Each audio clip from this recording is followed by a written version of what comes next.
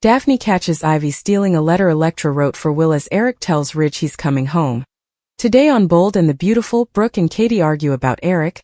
Electra gives Will and claim, and Ridge and Eric come to an understanding. Brooke indicted Katie of trying to drive Eric to the grave, and Electra doubled down on her claim to Will. At Eric's, Ridge asks his pater to forgive him. Eric wants respect, not his worries. He created Forrester and Ridge. He has no right to make him feel any lower. Ridge says he can't stand back and watch him die. Eric insists he needs to live his life as he sees fit. His son wants him to be there for the family. Eric shakes his head and tells him he hurt him. His son keeps apologizing and Eric reprises he gets to decide what to do with his life. He doesn't remorse going to Spencer. He needs to work. It felt like Ridge didn't need him. Eric wants to stand up for all the old people. His son admits he's hysterical of chancing him dead. Eric is hysterical of living with purpose. His son asks him back to work at Forrester. Eric says people of Ridge's generation treat their elders like toddlers. Ridge is getting confused. His pater says he needs to be heeded to and orders him out of his way. Eric says he doesn't need protection. He'll die at his office. He needs to do this his way. Ridge promises he understands and they clinch. "I'm coming home," Eric says. Downstairs, Brooke accuses Katie of not minding about Eric and using him so she could eventually step out of her shadow. Katie thinks that's the meanest thing she's ever said. "Whatever you suppose you were trying to make be, it's over," Brooke commands. Katie says she's treating Eric like a child and discarded him. That's why he'd to come to her. He wanted to come to work for her because she believes in him. Brooke says that no bone important knows who Katie is. She stole her name to run some wannabe Forrester line funded by her hubby. "So original," she sneers, clapping. She accuses her of being dazed by desperation. However, she regrets that, if Katie has hurt Eric. But does her family remorse making him feel empty? Can Brooke get off her pedestal and admit she was wrong? In the Forrester exchange, Ivy eavesdrops as Will pleads with Electra. She repeats that she can't be with him if Dylan is still living at his house. He asks if she really wants him to protest her friend into the road. She says Dylan must have other musketeers. They need to prioritize themselves. She knows he's trying to be a good person, but it's her or her friend. He's her swain and she has to take precedence. The choice is over to him. Will's eyebrows twist and his brow furrows. Electra stomps off and he rubs his face. In the office, Carter and Daphne are canoodling when Will walks in. They notice he's derangement. He admits Electra happed. He explains they hit a rough patch. Daphne is sure they will be okay. Carter says this sucks, but it happens. They shouldn't let anyone come between them. Ivy follows Electra into the design office as she sobs. She knows she's being terrible, but Ivy says there's no reason for her to trust Dylan. She and Will need to admire her passions. Electra decides the only way to get through to Will is to write him a letter. Ivy looks thwarted. Her niece explains that letters are more particular than textbooks. When they talk, it's like they see and hear each other. Ivy does suppose there's more left to say. Will has been unhappy. Is he humble enough to admit he's been wrong? She's sick of him putting Electra second, especially after all that happened with Luna. Electra insists they will make this right and pulls out a pen. Once she finishes writing the letter, she says she loves Will and hopes this will fix effects. She's sure they can work through this. She asked him to meet in the exchange. Once she leaves the letter on the office and exits, Ivy grabs it and shoves it in her bag. Daphne catches her doing this. The autumn light filtered through the altitudinous glass windows of the Bold and the Beautiful set at Forrester Creations, casting long golden shafts across the polished bottoms and satiny drafting tables, as if indeed the structure itself understood that commodity monumental had shifted in the air. Moments after Daphne caught Ivy slipping Electra's handwritten letter into her developer handbag, the atmosphere crepitated with pressure so thick it could compete any runway limelight light. Daphne didn't rustle or cry at first. She simply stood there, her eyes narrowing, her instincts stoned. She had seen treason before in business, in love, in rumored boardroom deals, but this felt more particular. Ivy sat, her fritter still brushing the zipper of her bag, easily not awaiting in followership. For a suspended twinkle, the two women locked eyes, the implied blameworthiness hanging heavily between them. "What are you doing?" Daphne eventually asked, her tone deceptively calm but edged with sword. Ivy tried to pivot, to compose herself with that polished Forrester poise, claiming she was simply securing Electra's feelings from farther heartache. But Daphne was induced. She had seen the way Ivy's expression hardened before when Electra spoke about fixing effects with Will. This was protection, it was hindrance. And Daphne made it clear she would allow it.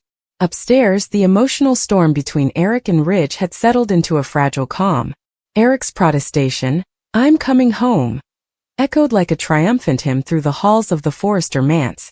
For Eric, this wasn't simply about returning to a company bearing his name.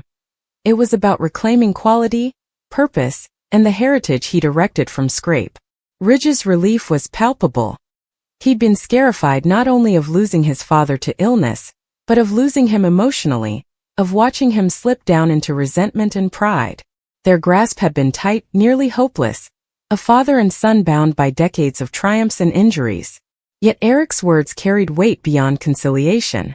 He'd return, yes, but on his terms. He'd not be sidelined, coddled, or treated as obsolete. He wanted respect, not pity. Ridge understood that now.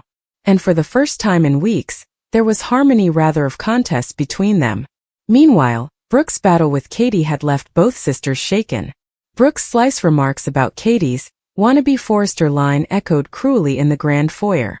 Katie, who had poured her heart into structure commodity she believed in, felt the sting deeply. Brooke's remorse surfaced nearly incontinently after the words left her lips, but pride kept her from apologizing outright. She knew she had crossed a line. The verity was Brooke's fear for Eric had twisted into wrathfulness, and that wrathfulness had been misdirected at her family. Katie still refused to deteriorate. She stood altitudinous, averring she had only ever wanted Eric to feel valued. Commodity she felt Ridge and Brooke had failed to give when they misdoubted his capability to keep working.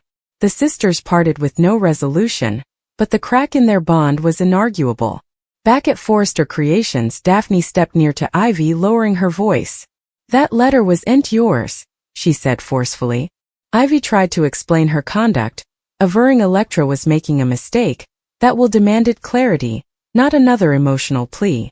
Daphne combated that clarity should come from honesty, not sabotage. She demanded Ivy return the letter before Electra discovered it missing. Ivy dithered, her countenance slipping. Beneath her cool surface was fear. Fear that Will would choose Electra definitively if he read those words of love and vulnerability. Daphne saw it easily now. This wasn't about guarding anyone. It was about control. When Ivy eventually surrendered the letter, sliding it back out of her bag, Daphne's disappointment was apparent. "We all make miscalculations," Daphne said still, "but this bone could destroy further than you suppose." Ignorant of the drama unfolding around her letter, Electra awaited anxiously at the exchange, her hands clasped together as she replayed every word she had written. She had poured her heart onto that runner, explaining her precariousness, her fears about Dylan, her desire to feel prioritized in Will's life. She knew she had given him an claim, commodity she no way imagined she'd do, but she couldn't ignore the way being alternate made her feel unnoticeable. When Will eventually arrived, letter in hand, thanks to Daphne's intervention, his expression was a mixture of confusion and contemplation. He admitted he hadn't anticipated commodity so sincere. He'd felt cornered before, frustrated by Electra's demand to choose between her and his friend, but reading her vulnerability softened him. He realized she wasn't trying to control him. She was asking to matter. As they spoke, pressure gave way to honesty. Will confessed he'd been stubborn, unintentional to see how his fidelity to Dylan was impacting Electra. He didn't want to abandon his friend, especially after everything that had happened with Luna, but he also didn't want to lose the woman he loved. Electra admitted that giving in claim had been wrong, born from fear rather than trust. The discussion wasn't perfect, voices rose. Gashes fell, but for the first time in days, they truly heeded to each other. By the end, no final decision had been made about Dylan, but a concession began to form boundaries, translucency, consolation. It wasn't dramatic conciliation, but it was stopgap. Away, Carter and Daphne reflected on the chaos swirling around them. Carter expressed concern about how fluently misconstructions could helical into sabotage. Daphne considered whether to reveal Ivy's tried hindrance to Electra incontinently, or to give Ivy the chance to come clean herself. Her moral compass prompted honesty, but she also knew exposing Ivy could enkindle another family feud. For now she chose silence, watching nearly. At the Forrester manse, Eric gathered the family for regale, publicizing his sanctioned return to the company. Applause and emotional embraces filled the room. Indeed, Brooke and Katie managed polite grins, their earlier hostility buried beneath festivity. Ridge stood beside his father, visibly proud. The arsonist wasn't being passed. It was being participated. Eric spoke passionately about heritage, creativity, and the significance of recognizing experience, rather than discarding it. His words reverberated deeply, particularly with the youngish contrivers who had begun to question their own life in the assiduity. As night settled over Los Angeles, secrets and rapprochements intertwined. Ivy sat alone in her apartment, the weight of what she had nearly done pressing heavily on her heart. She realized that in trying to cover her own heart, she had nearly sabotaged someone additional's. Brooke goggled at her reflection, scuffling with guilt over her harsh words to Katie. And at the Forrester office, Eric dallied in his design room, touching the fabrics and sketches that had defined his life's work. He felt alive again, not because he'd won an argument, but because he'd reclaimed his purpose. The occasion closed with quiet, layered pressure. Electra and Will walking hand in hand but apprehensive that their future needed trouble, Daphne watching Ivy with conservative eyes, Brooke considering in reason, and Eric gaping out over the megacity skyline, determined to shape his fortune on his own terms. In true fashion of the bold and the beautiful, love, pride, treason and redemption all accompanied in a single broad day, proving formally again that in Los Angeles, behind the glamour and couture, the most intricate designs are sutured together by the mortal heart. Morning sun poured formally again into the sprawling services of the bold and the beautiful, but unlike the calm gleam of the former evening, this dawn carried the electric charge of untreated business. Forrester creations hummed with exertion, sidekicks rushing with garment bags, contrivers cascading final traces onto muslin forms, directors brooding about Eric's return. News of his decision had spread snappily through Los Angeles fashion circles. Some saw it as a triumphant comeback. Others wondered whether it gestured another ineluctable power struggle between father and son. But inside the structure it felt particular. Eric arrived beforehand. He stood alone in the main design office, running his fritters across the drafting table that had formerly been the center of his macrocosm. The wood bore faint scrapes from decades of use, evidence of passion, of long nights spent sketching gowns that would define ages. He gobbled deeply, steadying himself. He wasn't returning as a fragile primogenitor. He was returning as Eric Forrester, author, visionary, fighter. Ridge entered moments latterly, watching his father from the doorway. For formerly he didn't intrude. He understood that this moment belonged to Eric. When Eric eventually turned, there was no hostility in his expression, only resoluteness. "I meant what I said," Eric told him still. "I'm coming home. But this isn't about nostalgia. It's about impact." Ridge jounced. "Also, let's make it count." The armistice felt genuine but fragile. Across city, Brooke paced in her bedroom, replaying her argument with Katie. Her words had been poisonous, sharper than she intended. Criminating Katie of using Eric, of stealing her name to make a wannabe line. It wasn't just cruel, it was protective. Brooke knew the real source of her wrathfulness: fear. Fear of losing Eric. Fear of losing control. Fear that time was moving faster than she was ready to admit. She picked up her phone, dithered, also set it back down. Apologizing had no way been easy for her. Meanwhile, Katie sat in her own office at the Fashion Exchange, gaping at spreadsheets and design drafts she could no longer concentrate on. Brooke's words soaked further than she wanted to admit. "No bone. Important knows who you are." The judgment echoed relentlessly. She had worked lifelessly to step out of her family's shadow, not to contend, but to produce commodity of her own. And yes, Eric had chosen to unite with her because she believed in him. That belief hadn't been manipulation. It had been respect. Katie's adjunct entered with coffee, cautiously asking whether the scuttlebutt about Eric returning to Forrester was true. Katie offered a small smile. "It's true," she said. And I hope it's exactly what he needs. But deep outside, she wondered if she'd formerly again be painted as the villain in Brooke's story. At Forrester Creations, Electra arrived with nervous expectation. After her sincere discussion with Will, effects had softened between them, but nothing was completely resolved. Dylan was still living under Will's roof. The pressure hadn't dissolved, it had simply shifted. Daphne watched Electra precisely as she entered the design room. The memory of Ivy slipping that letter into her bag still burned in her mind. Daphne had returned the letter to Will discreetly, but she hadn't exposed Ivy's conduct, not yet. Ivy, meanwhile, walked in moments latterly, her expression precisely composed. She saluted everyone with polished professionalism, as if nothing had happened. But Daphne noticed the flicker of guilt in her eyes when she saw Electra laughing vocally with the needlewoman.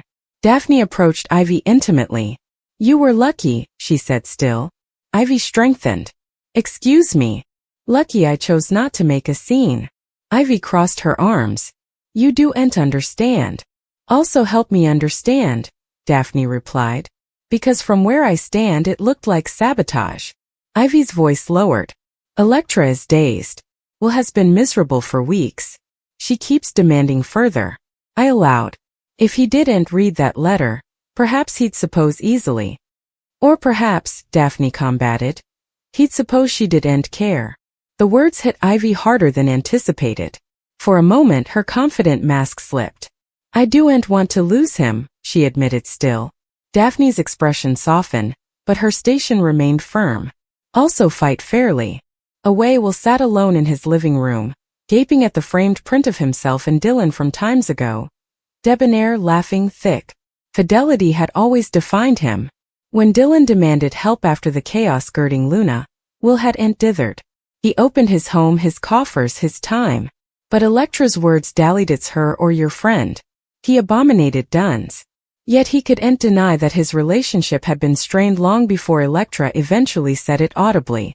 He hadn't noticed how frequently he cancelled plans, how constantly Electra felt secondary. A knock at the door intruded his studies. It was Dylan. Dylan tasted the pressure incontinently. "You look like you didn't sleep." Will dithered.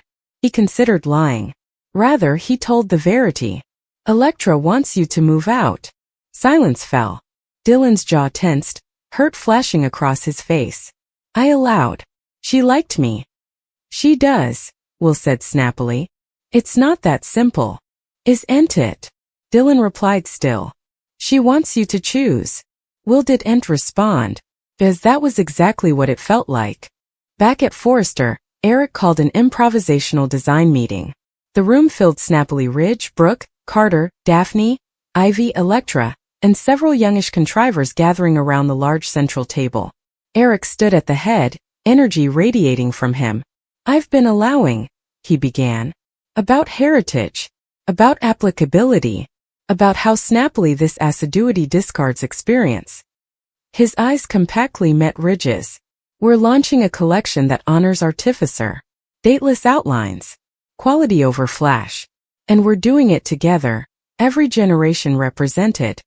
Murmurs of excitement spread. Brooke watched him precisely. This was the Eric she knew. Passionate, commanding, visionary. Ridge added, "This isn't a competition. It's collaboration." Katie's absence was conspicuous. After the meeting, Brooke dallied before. "Eric," she began vocally, "I'm proud of you." He smiled warmly. "You do'n't have to worry about me." Her eyes glistered. "I can't help it." He placed a reassuring hand on hers. "Also channel that worry into belief." Latterly that autumn, Brooke surprised Katie by walking into the fashion exchange. Katie looked up startled. Brooke didn't desolate time. "I was wrong." Katie blinked. "I let sweat turn into atrocity," Brooke continued. "You weren't using Eric. You were esteeming him." The pressure between them eased slightly. Katie exhaled. "I no way wanted to hurt him." "I know," Brooke admitted. "It wasn't a perfect conciliation. Decades of contest do'n't dissolve overnight, but it was a launch." At Will's house, feelings reached a breaking point. Dylan packed a small duffel bag. "You do'n't have to do this," Will claimed. Dylan gave a sad smile. "Perhaps I do." Not because she demanded it, but because you earn clarity. Will felt guilt twist in his stomach. You're my family. And she's the woman you love. The verity settled heavily between them. Dylan left freely. Not in wrathfulness but in understanding. Yet as the door unrestricted, Will realize commodity painful indeed when no bone.